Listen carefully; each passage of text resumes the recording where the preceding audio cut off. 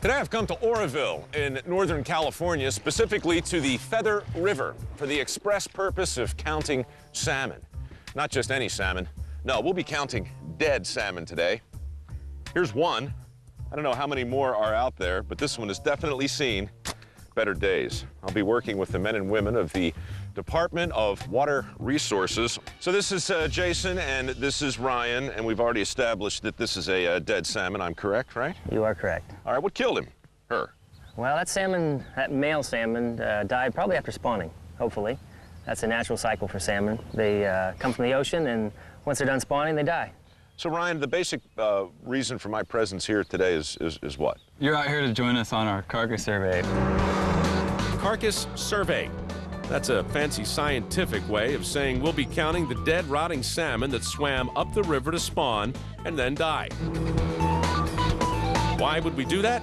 So scientists can monitor long-term spawning trends and understand how salmon are affected by the operation of Feather River's Oroville Dam. There are a lot of dead fish in here. 1, 2, 3, 4. There's a lot of dead pieces of a lot of dead fish. Their whole body gets consumed by all the organisms that you see in the river. They decompose. Yeah. And that feeds the stream, which is good for their babies, because there's a lot of rich nutrients in the water around when they come out. So they can feed on those. They're basically dying to feed their young. Right. Talk about the ultimate sacrifice.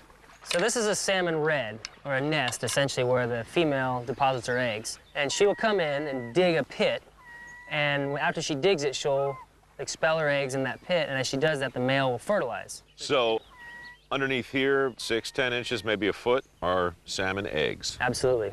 And how long will it take those eggs to hatch? Well, it takes them about 45 to 60 days to hatch, but once they're hatched out of the egg, they actually spend about another 30 days in the gravel. And they have a yolk sac on them, and they actually feed off that yolk sac until they're ready to actually emerge to the surface. By the time the young emerge from the gravel, their parents have long since died. That's where we come in, counting carcasses. All right, so this is the first carcass. We tally it on the fancy data sheet. And then what do? We would chop that one. You would? Yes. And again, the purpose of chopping it is so you know it's been counted? Yes. And the river's full of them, hundreds of them, thousands. Yeah. Takes a lot of people a lot of days to go through them all. Would you show me the correct chopping method? Sure. So we can be sure that this thing gets counted. So then I would just lift it up like this. Yeah. Chop it like that. So you get, yeah, you got it secure. Is he Raise secure? it up, there you go. Raise it like this. Just like that. Excellent. Oh, I'm gonna like this. It's fun, isn't it? Well, it's not quite fun yet, but it just became interesting. I like what's happening here. I like the way my day's shaping up. Look at this guy right here. Yeah. Is that first of all, it's a male or female right there? It's a male. And is he looking for a female? Probably. Looks like he might be battling with that male there. They might be chasing each other around, it looks like. So these two males are kind of fighting. Is there a female here? I don't see one. I think we might have 3 males fighting. There's probably 1 female up there somewhere getting ready to spawn, and they're probably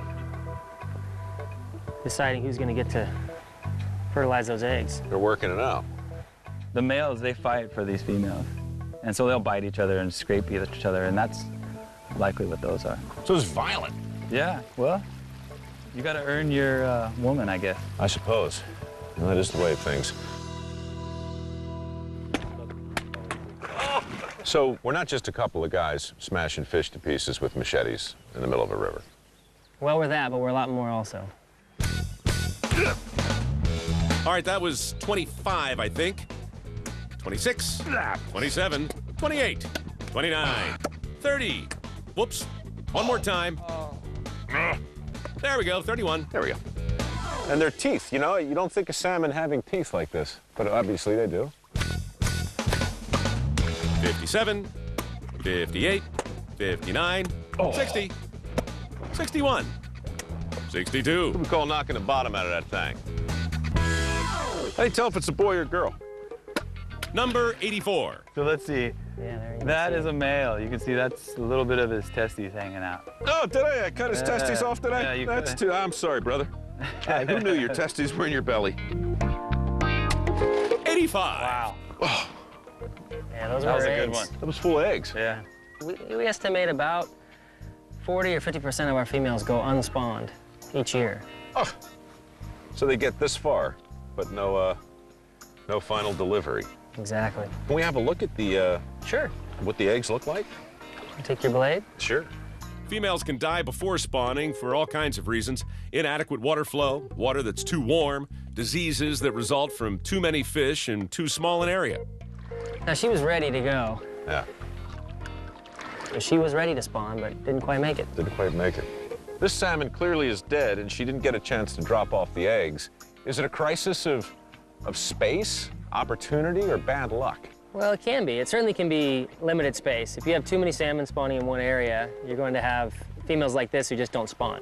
Competition is okay, but at some level, it provides you something like this, where you don't have successful spawning.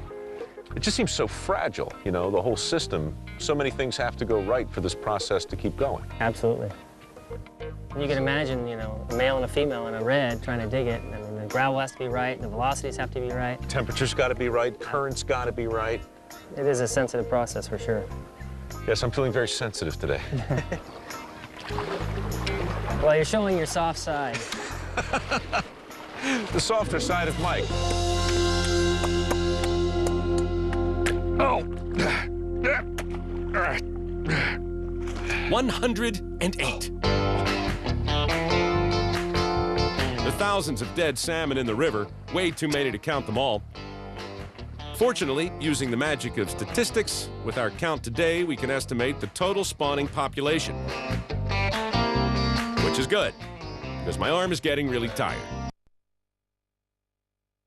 In addition to estimating the salmon population of Feather River, every week, Jason, Ryan, and their team study a random sample of 25 freshly dead salmon, which they collect from the deeper part of the river. Officially, this is just a spear? That's just a spear. We use that to get carcasses off the bottom in the deep water. Right. And there are carcasses everywhere. Everywhere. So this is just the next level of sophistication above crawling around On the banks. like we just were. Oh. In this group of 25 freshly dead fish, Jason will look for any salmon that have coded wire tags. It felt solid. I just should tell you what kind of fisherman I am. I can't even catch a dead fish. This tag is really a little cylinder the size of a pencil eraser that the hatchery inserts into the salmon